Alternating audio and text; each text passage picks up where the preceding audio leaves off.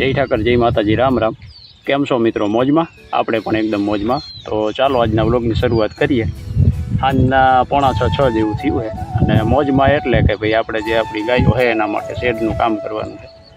તો આજે માતાજીનો હવન કરીને થોડા ટાઈમમાં એનો આપણે શેડનું કામ ઉપાડવાનું છે। તો વ્લોગમાં કન્ટિન્યુ રહેજો। અને જુઓ ભાઈ, હાલમાં તો આપણે કઈ જે જુવારવાળું છે એમાં ચરી રહી છે, જોઈ શકાય આમાં ગાયો બધી ચરે છે આપણી। જો ભાઈ હવન કરવાનો છે જે ગૌ માતા નડાયાનો ને ઘીનો, તો એના માટે તો આપણે હવન જગાવી દીધો છે, જોઈ શકાય આમાં। જો ભાઈ હવન ને મુહૂર્ત આપણે આપણા ઘરની ઢીંગલીબાઈના હાથે કરાવવાનું છે। હવન કરે છે ઢીંગલીબાઈ, ગાયના ઘીનો, અડાયાનો, ગુગર છે, કપૂર છે। દીકરીના હાથે હવન થાય ને મુહૂર્ત થાય તો કોઈ દી કોઈ કામમાં આપણે અડચણ ન આવે। ભગવાન માતાજીની દયા અને ગૌ માતાની કૃપા એટલી આપણા ઉપર।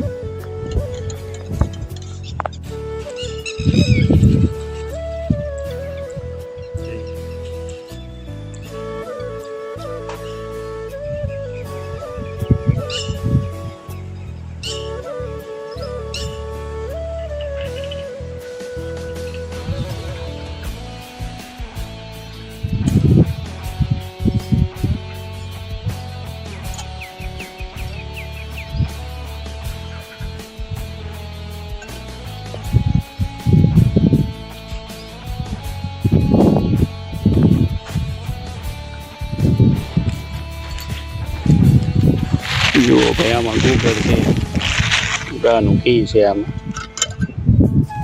જોઈ શકાય હવન કર્યો આપણે ગાના ઘીનો, કપૂર છે,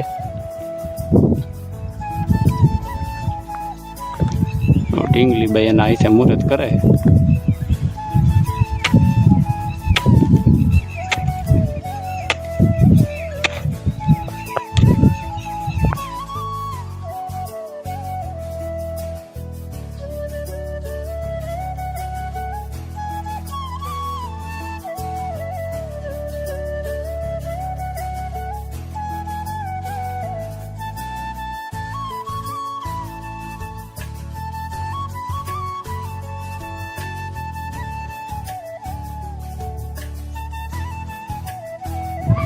અને જુઓ ભાઈ, જે આપણો વાડો છે અહીંયા ટીટોળીએ બાર ઈંડા મીકા, વરસાદ કેટલો થાય તમારો રામ જાણે।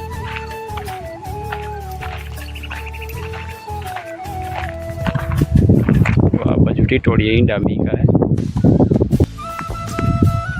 જે નજીકથી બતાવવા ગાયોના વાડાની બહાર જ મીકા છે ટેકરી ઉપર।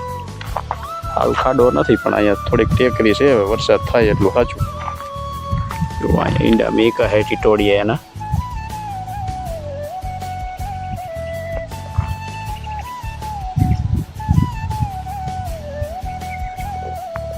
જુઓ ભાઈ, સાંજના 6:30 જેવું થયું છે ને આપણે આ ગૌ માતાને ખુલ્લી પૂરી વાળો છે ગાયોનો આપણો, જોઈ શકાય આમાં। દિવસની આંખોથી આપણી ગાયોમાં ખુલ્લી હોય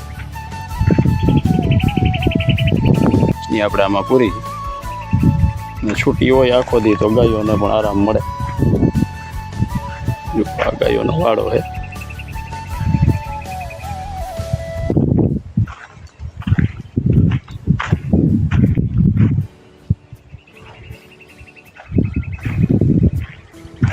મસ્ત મજાનો 52નો છાંયો છે આમાં, જોઈ શકાય। બપોરે અહીંયા છાંયો હોય તો ગાયો અહીં છાંયા હેઠે બે।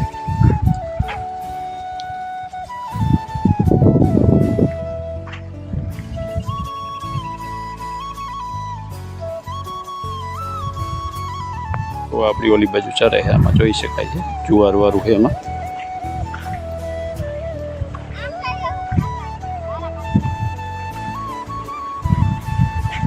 ગાયો બધી ચરે છે આમાં, જે આપણું જુવાર વાળું છે અહીંયા।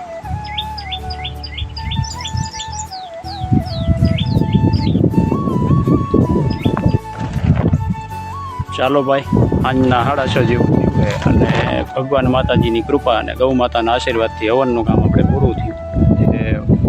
આમ તો એ જગ્યાએ આપણી ગાયો હરતી ફરતી હોય એટલે હવનની કાંઈ જરૂર નથી, પણ એ બાને 5 નામ ભગવાનના આપણે લેવાય। અને અડાયા હોય ગૌ માતાના, અને ઘી હોય ગાયનું, કપૂર હોય, ગુગળ હોય, તો જગ્યા પણ કરીએ અને માતાજી ભગવાનની એટલી કૃપા આપણી ઉપર રહીએ, આપણા ઢોર ઢાંકર ઉપર રહીએ। આપણે એનું મુહૂર્ત થઈ ગયું છે. આપણે જે ગાયો માટે જે છાપરું બનાવવાનું છે અને છાપરું એવી રીતે બનાવવાનું છે કે કોઈ પણ ઋતુમાં ગાયોને નુકસાની ન આવે. શિયાળો ઉનાળો ચોમાસુમાં કાંઈ તકલીફ ન પડે અને માખી મચ્છર તો હવે એને કંદડે જ નહીં. તો ચાલો ભાઈ, ફરીથી મળશું નવા વ્લોગમાં. ત્યાં સુધી જય ઠાકર.